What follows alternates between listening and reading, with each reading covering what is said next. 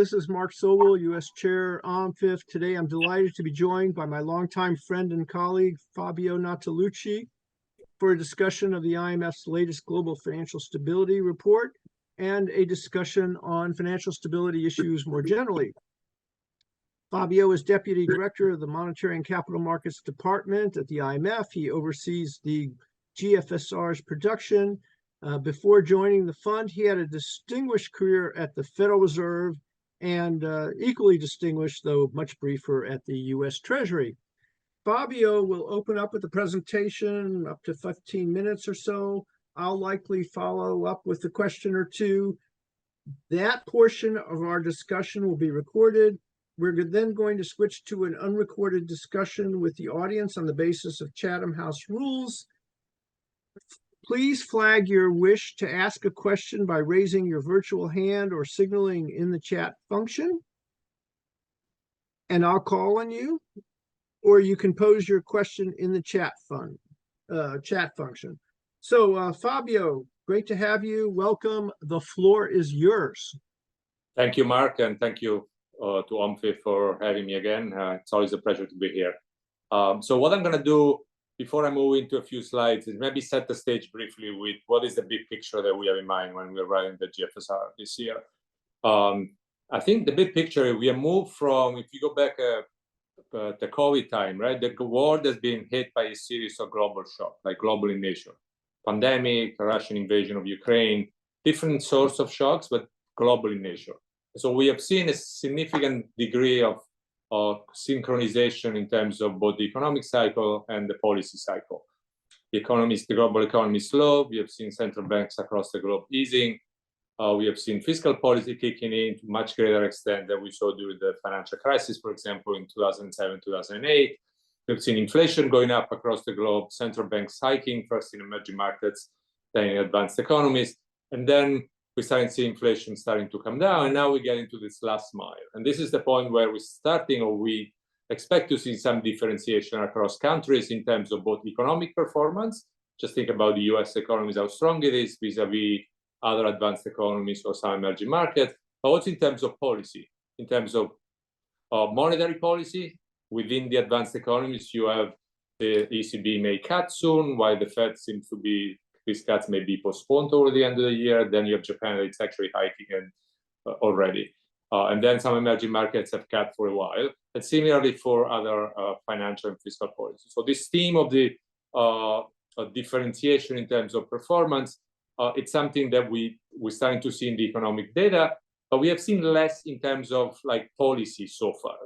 In some sense, there is still a degree of synchronization, particularly in terms of monetary policy, that it's more than you see in economic data. You see when you see some announcement by the Fed, for example, how interest rates across the globe move. So this topic, this issue of differentiation, it's one that I'm going to try to hit as we move through these slides. Some of these slides were in the GFSR, just to be clear, and some of them may be added later and updated. So I'm just going to try to walk a fine line between summarizing the finding of the report, which was essentially closed in March, and what happened since then. Very quickly here, the expectation are that markets expect major banks to cut policy rates this year. If we compare here the red line, which is what in early January, when there were expectation of, for example, 6 cuts or more in the US, with the most recent one, which is the black line, and the last GFSR is the blue. You see, I think, two things. One, that the policy path relative to the beginning of the year has moved up quite a bit in a number of countries. And the second point, with the exception perhaps of, say, Japan, in advanced economies, they are still downward sloping, which means there are still some expectation of policy cut, perhaps less so than they were pricing at the beginning. And then in some emerging markets, you have a different shape of the curve. Brazil is one example. But generally speaking, expectation is that policy cuts are one big factor coming into consideration when thinking about asset pricing. It's been a very broad market-based rally in asset prices. I don't need to go through the detail. You can see here to the left across equities, credit, and FX. Since the GFSR to the year end, the dark blue, and since the beginning of the year, the light blue, and then the net is the diamond, the black diamond. And you can see very strong performance across equities with the exception of China. Maybe you can come back to China later between 20 and 25%, which is pretty notable, but also very good performance in terms of credit.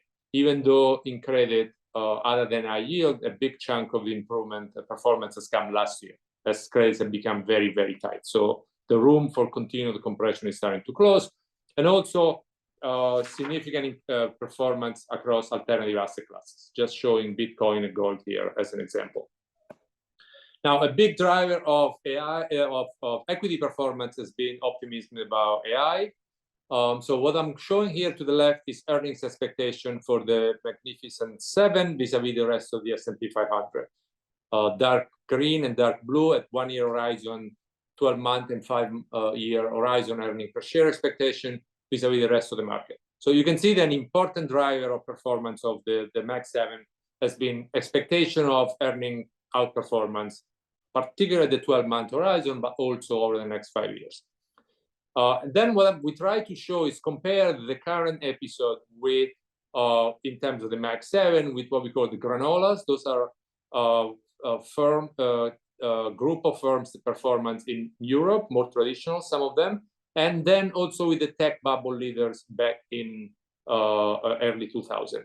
And we want to compare one in terms of market share. So it looks like the Mag 7 has a much larger share of this equity index than the tech bubble leader, for example.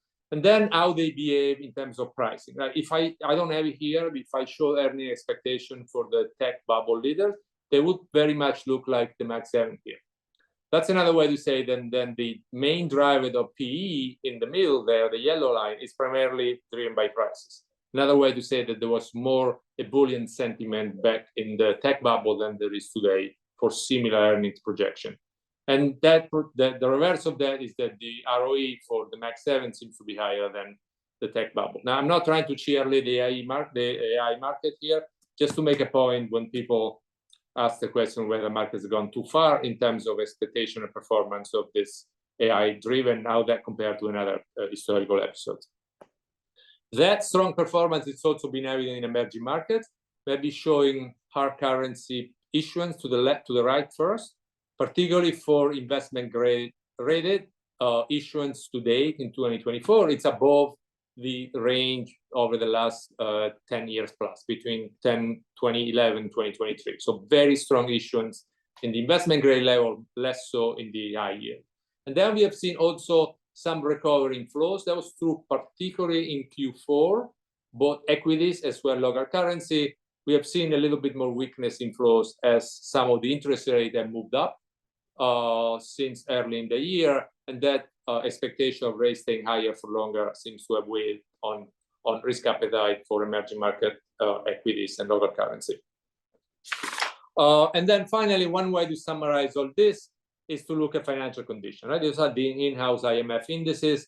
If you start with the left, you can see there's been a significant easing of financial conditions since last year. This is the big discussion in markets of, in some sense, what is different in this tightening cycle. Usually the way monetary policy, I was taught at the Fed, the central banks increase policy rates, financial condition tighten, aggregate demand slows, and you manage to control and bring down inflation.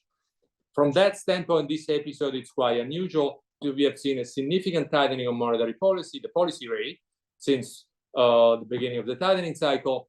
And then but that has been accompanied since 2000, last year, particularly of late 2022, by an easing of financial condition in the US. And that's the green line. That easing is also evident in the euro area, particularly to some extent in other jurisdictions. Anything below the zero line means that by historical standard, we are in easing territory. Now, these indices represent what we call the market pricing of risk, right? This is how markets, particularly in capital markets, price risk. So an easing of financial condition means that the remuneration to bear equity credit risk has declined. Now, after SVB last year, we thought it would be important also to track bank credit extension, particularly conditions in the banking sector. The fear was that banks will cut lending, and they cut lending, we know, with some lags. At some point, they tighten lending standard, quantities decline, so there's a contraction in credit, and then hit credit, the GDP and growth.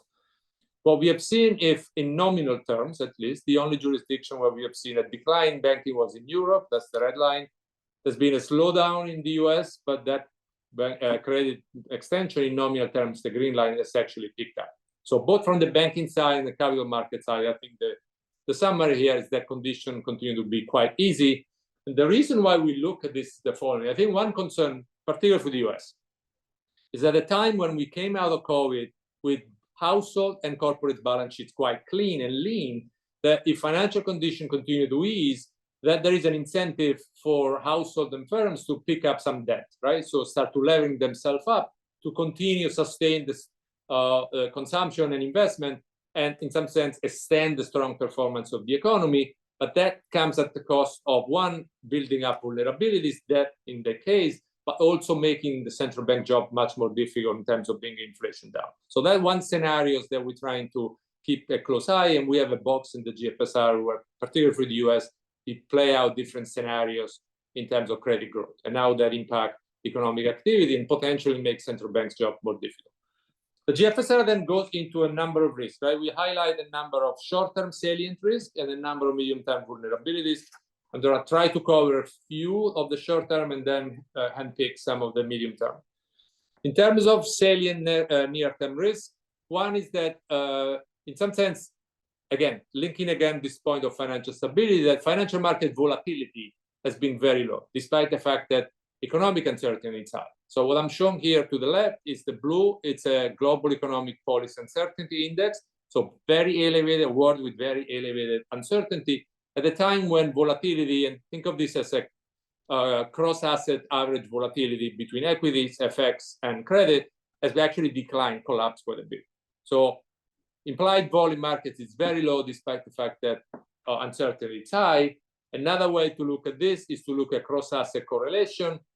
That correlation is extremely high. It's at the 95th percentile since 2001 and 2001, over the last 25 years almost. So very highly correlated asset classes.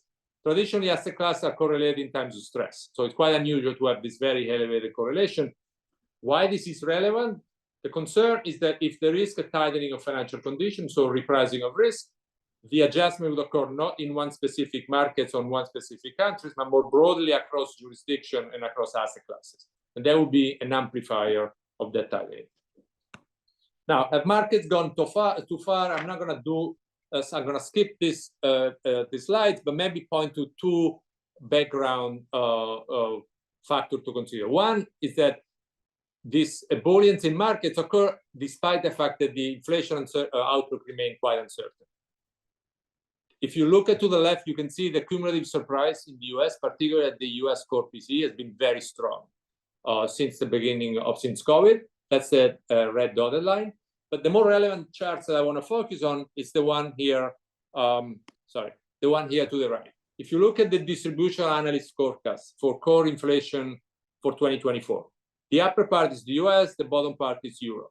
You can see that in Europe, since the last GFSR, that distribution is actually quite compressed, right? It's much less uncertainty, much more compressed around, say, 2.5%, 3%. So somewhat close to the ECB target. For the US, the distribution looks very wide. So there's a significant mass that, in fact, we might get closer to the target, 2% to 2.5%. But it's also non-trivial mass that inflation actually may be above 3% at the end of the year. So that width of the distribution, it's another way to say that there is significant uncertainty about the inflation outlook in the US. That is reflected also in the distribution of expectation. This is from options in this case, of the distribution of 2024, the SOFR rates.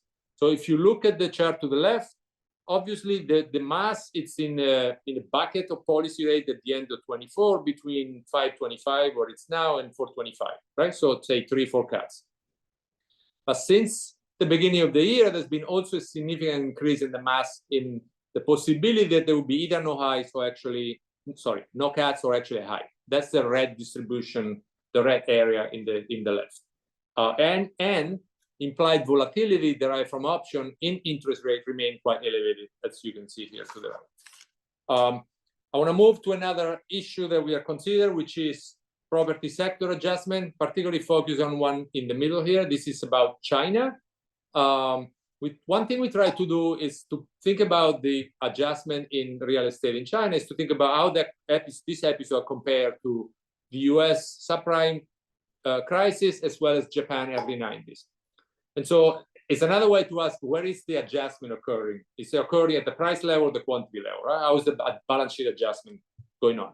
Now, if you look at prices, and that's the chart in the middle of the residential property price, the adjustment in China seems to be much more like Japan. So not the significant sharp drop in prices that we have seen in the US. Now, there is a difference, I don't have it here, but there's a gap between existing pricing, existing homes, and new homes. Existing homes have adjusted much more similarly to the US. New houses actually above Japan. That's one factor that, in some sense, has helped cushion the adjustment of the balance sheet for banks, right? So new house essentially are priced much higher than secondary market. When you look at quantities, though, China looks much more similar to the US. Like I use housing start here as an example for quantities. The reason why we look at how the adjustment is occurring, because the balance sheet adjustment for banks, household, and local governments that occurs through quantity as opposed to prices is one, it's much slower, but also much more painful because it drags on for much longer. Let me move to medium vulnerabilities. I'm going to spend 5 more minutes and then I'll stop, Mark. And one thing I want you to look at is commercial real estate, right? So if you look back a year ago, we had the SVB episode and then growing concern that the CRE was the market, particularly in the US, a little bit a perfect storm. There were increasing cost of funding. There were structural reasons why, particularly in offices, the price decline may continue.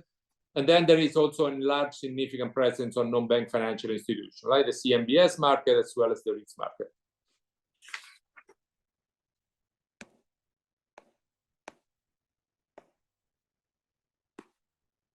Okay, so if you look at the chart to the left here, we're trying to compare for the US the trajectory of commercial real estate pricing during previous hiking episodes in the US. And this goes back to the 70s. So it's almost like 50 years of tightening of monetary policy. When you look at that, the US case, the current episode is the solid red line. So we have seen more than 10% decline in commercial real estate through the hiking cycle. And that's the steepest decline that we have over the last 50 years. The only 2 comparable episodes are the 80s, that the SNL crisis. So it's not a good comparison if you want. But the other thing that is striking here, it's also that this decline in commercial real estate prices has occurred during a boom times, right? So if you go back to the 80s, with the economy went through recessions. This is such a sharp decline despite the fact that the economy is going very strong. So should the economy slow, that would not bode very well in terms of possible performance of the commercial real estate prices. Again, the red line to the left. One thing I want to discuss briefly on commercial real estate for the US is we look at regional, one bucket of banks that seems to be under stress is regional banks. And we look at smaller banks. We look at this through 3 lenses. We look at unrealized losses, we look at exposure to commercial real estate, and then we look at insured deposit. On the commercial real estate exposure to tier 1 capital is the chart here to the left. We divide banks by buckets in the US. This is the Federal Reserve Board definition: small, medium, large, non-GSIB, and GSIBs. That's the chart to the right. You can see for small and medium bank, the ratio of commercial real estate to tier 1 capital is north of 300%. So that's a very large exposure given the capital base for small and medium banks. The second criteria is unrealized losses to tier 1. And we show here again by bank buckets to the left. By Q4 2023, there were almost $500 billion of unrealized losses. And if you look at the ratio of those losses to tier 1 capital, those numbers are pretty high, right? As you can see here. Although there's a very wide distribution of banks. For some are very high, for some are much lower. And so then the criteria that we look is how many banks, in some sense, hit these 3 possible risk factors. So high commercial real estate exposure, unrealized losses to tier 1 capital more than 25%, and then share of uninsured deposit greater than 25%. That's what we show here in the middle. It's about 100 banks in the US, and that accounts for about 3% of assets, global assets for the US, banking assets. So it's not a large share of banking assets. It's not a large number of banks. But I think one lesson from SVB was that even banks that by themselves may not be systemic, if you look at the tail of banks and the possibility of contagion, that they may become systemic per se, even if individually those banks are not systemic. One last point, and then I'll stop. Another issue that we look at is obviously the rising public debt at a time when the Federal Reserve may stop at some point, continue the tapering and stop reinvesting. And the same for ECB, right? And they start decreasing the size of the balance sheet. We have seen some sensitivity of treasury yields to auction demand increase. That's what we show here to the middle. The last couple of days, I've seen two auctions that have not been very well received, and we've seen a significant increase in US interest rates, for example, like underscoring the point we're trying to make. And then the chart to the right here shows you the relationship between real term premium and the share of treasury outstanding not held by the Fed. The point is that the more duration is held in private hand, the more risk premium seems to be going up. And the elliptics here is our projection where we may end up as the Fed holds less and less duration in their balance sheet. That could put upward pressure on real term premium. And we know that those increase in real term premium in the US, then they feed back into term premium for emerging markets, right? So you can get spillover effect from the US also to other advanced economies as well as emerging markets. And maybe, Mark, I'll stop here and happy to go back to any of those charts. Thank you. That was fantastic. You know, I could ask you a ton of questions on what you've covered, but I'm going to ask you two questions on topics you didn't cover, and then I'm going to let the audience signal their interest in raising questions in the chat function. So audience, please do so. Okay, so to do justice to the GFSR, there's chapter 1, and then there's other chapters, your special chapters. You had a special chapter this time on private credit, which garnered much attention. You basically said it wasn't a systemic risk because it wasn't highly leveraged and it wasn't sold to retail investors. But that may be true today, but not tomorrow. So maybe you could discuss the regulatory perimeter. You know, is the sector properly overseen? Are these activities that should better be handled by the banking sector? And what would a proper regulatory framework look like? Yeah, so I actually have a slide here. Why we were interested in this sector, right? I think what caught our attention is the chart to the left here, the rapid rise, right? How quickly this sector is growing. We are about north of 2 trillion now globally, even if you include the dry powder. Dry powder is essentially capital that's not been deployed. About 75% of this is in the US. So it's a very much US-centric, but there are also cross-border aspects that I can mention briefly. So I think, first of all, framing in the right historical framework, right? This is part of this trend away from public markets to private markets that we have seen before, right? We've seen in equities first, and now we're seeing in credit.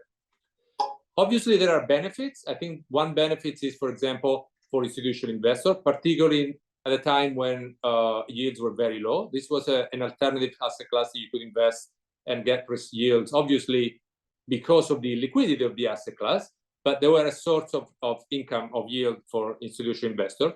There are also benefits for borrowers themselves because they can diversify away. They have more relationship with the lender. Some of these lenders are there doing the structuring.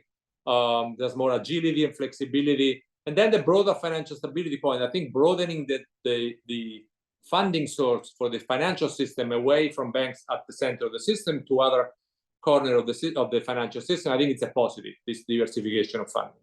Now, I should have said this before here, the borrowers here are firms that are middle market, right? So those are smaller firms that traditionally don't have access to public markets, to the high-yield bond market, and they used to go to banks.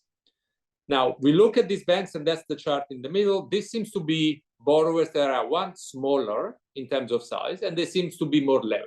So they are clearly riskier than borrowers in other segments of the financial system. The vulnerabilities that we look at, you just mentioned very briefly, is the traditional bucket of vulnerabilities. So we look at liquidity mismatch.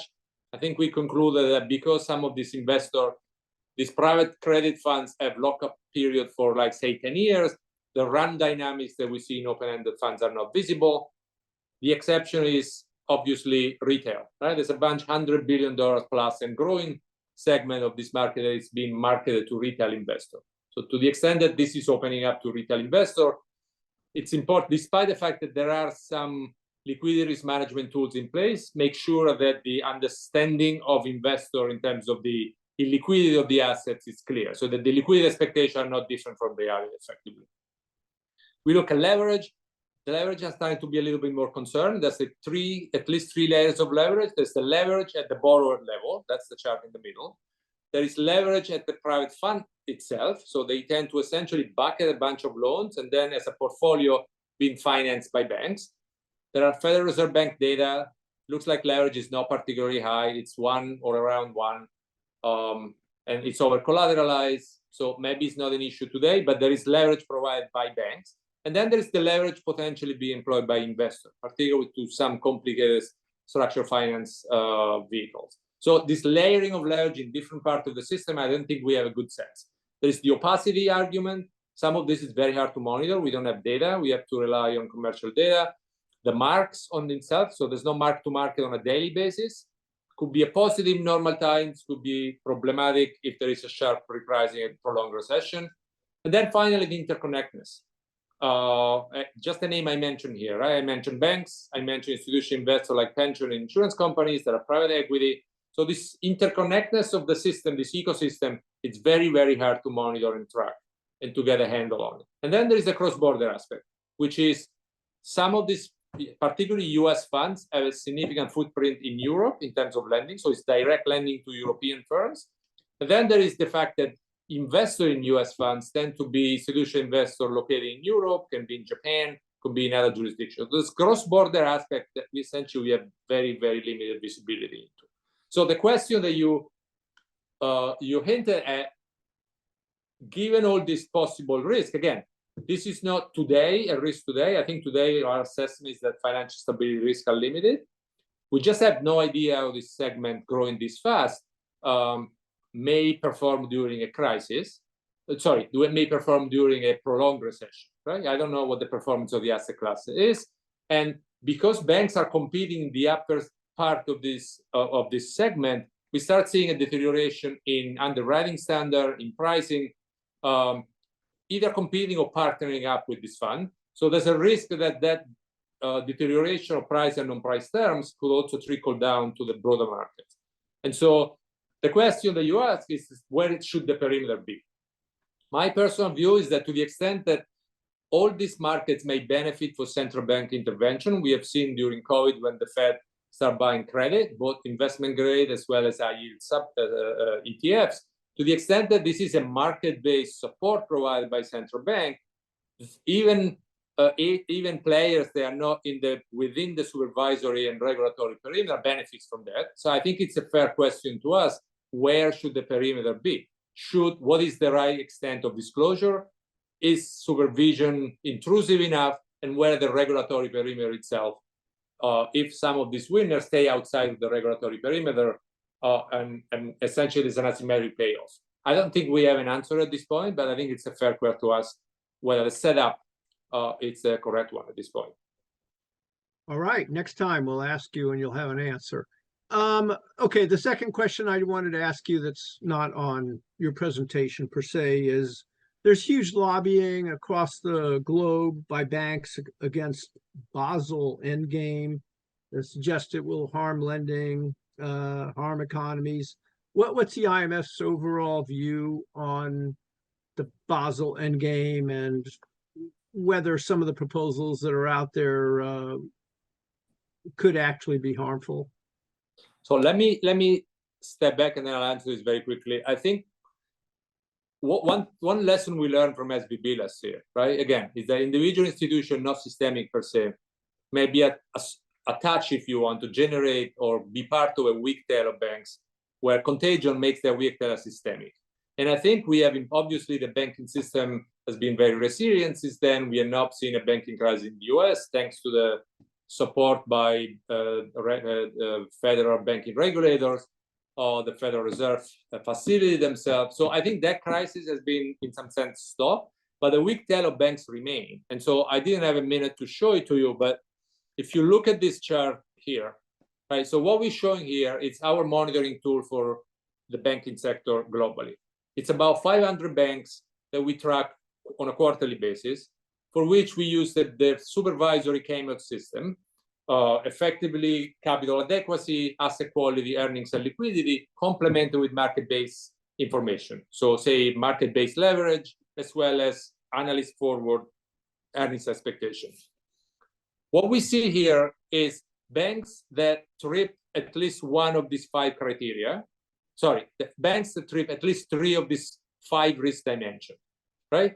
And so what is showing you here is that even now, obviously things have improved since SVB, right? SVB was 2022, but there are still a non-trivial share of banks here that are still at risk in terms of our monitoring, right? So as of Q4 23, there are still 33 trillion of assets, or 20% of global banking assets. They are tripping 3 of our key risk indicators, 3 or more. The 2 jurisdictions that are being highlighted here are China, capital ratio thinning, deterioration credit quality, blah, blah, blah. But also the US, it's part of the answer here. So then to go back to Basel, I think there is still a weak tail of banks globally, and including some jurisdiction, that in my mind highlight the urgent need to enhance financial sector regulation and supervision. And so that another way to say that we do fully support the full implementation of Basel III in terms of full, timely, consistent implementation of international standards. They remain an important step to enhance prudential frameworks, right? So the problem is that despite repeated calls from G20, there are still some major jurisdictions. They are members of the Basel Committee for Banking Supervision. They have delayed implementing the remaining elements of Basel III or have introduced deviation. That could undermine the effectiveness of the standard setting process, could increase regulatory fragmentation. And so, again, we think it's very important the authorities prioritize the full, timely, consistent implementation on internationally agreed upon prudential standards. Great, thank you for that. Fabio, we have a shy audience, it appears, but I certainly can keep on coming up with questions while the audience gets curiouser and curiouser. Okay, so you spent a good bit of time on U.S. markets. I also read the financial stability report from your former Fed colleagues, and it seems sanguine to me in terms of references to good household bank balance sheets, decent corporate financial position, banks management of liquidity and leverage.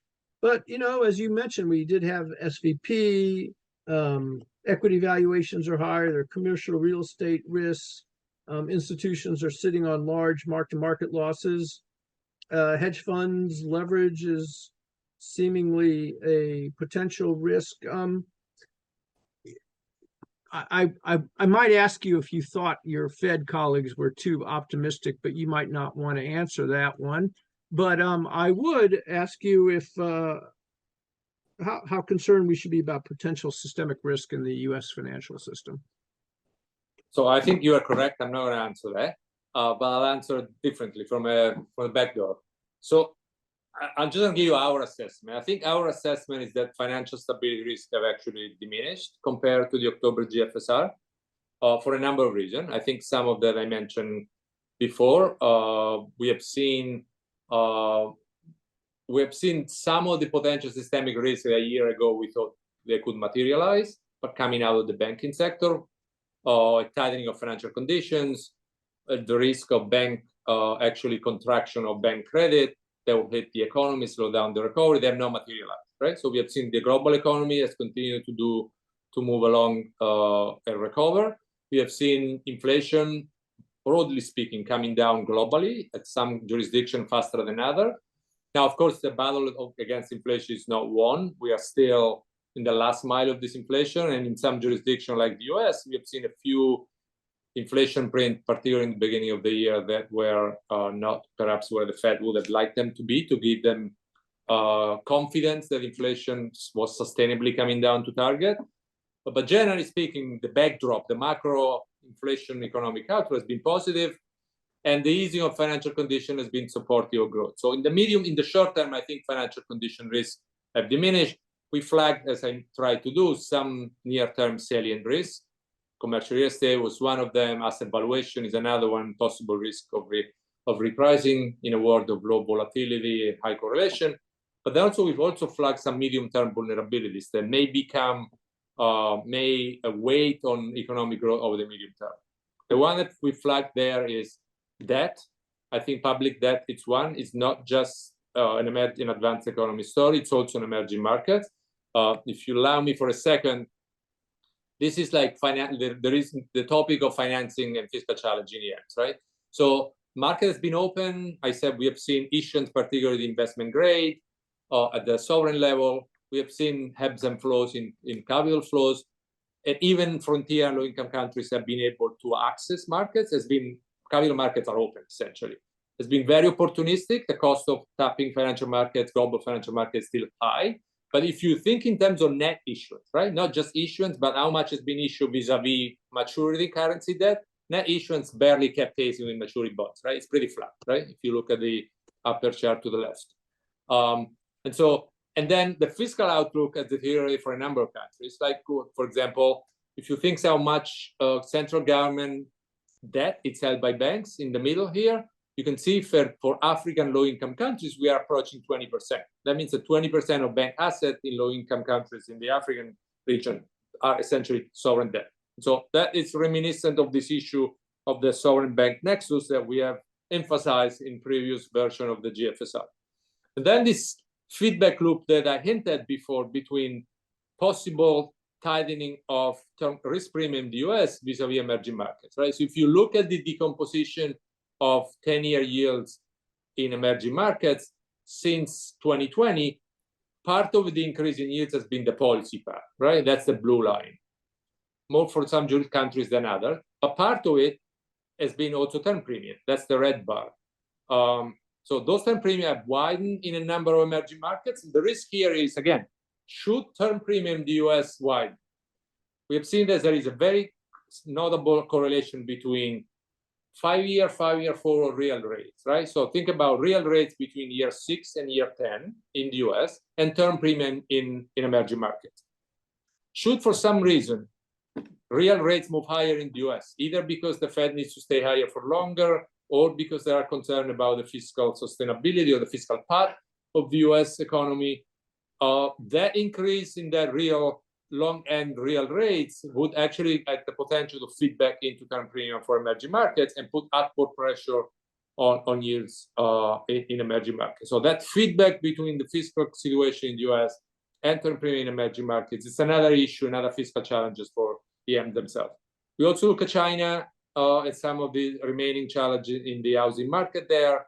And then the credit cycle, that's another one. So we continue to see a deterioration of the credit cycle in a way that seems to be manageable at this point, but we see an increase in bankruptcies. We see an increased particularly pressure on smaller firms, both in emerging markets and in advanced economies, with a share of firms that don't have enough cash to pay for interest. It's about 40% in advanced economies and 60% in emerging markets under an adverse scenario.